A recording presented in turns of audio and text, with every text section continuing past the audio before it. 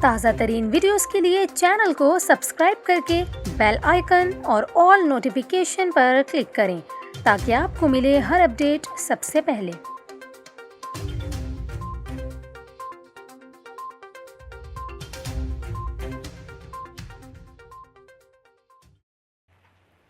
السلام علیکم، آپ دیکھ رہے ہیں نیوز 24/7 اردو اور میرا نام ہے کومل خان۔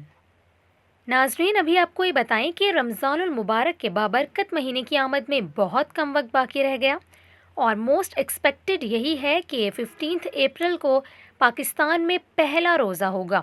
تو اس ویڈیو میں ہم آپ کو یہ بتائیں گے کہ اس بار رمضان المبارک میں مساجد کھلی رہیں گی یا نہیں، کیونکہ حکومت کی جانب سے بہت ہی اہم اعلان کر دیا گیا ہے، جیسے کہ ملک میں کورونا کی تیسری لہر خطرناک ہوتی جا رہی ہے اور مختلف شہروں میں لاک ڈاؤن بھی لگایا جا رہا ہے۔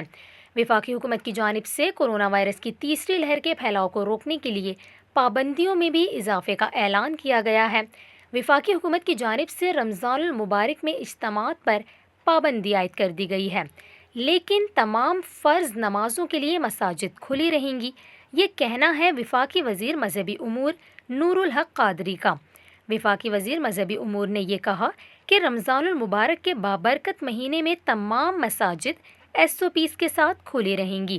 انہوں نے کہا کہ مساجد میں سماجی فاصلوں کو یقینی بنایا جائے گا اور تمام SOPs پر سختی سے عمل درآمد کروایا جائے گا۔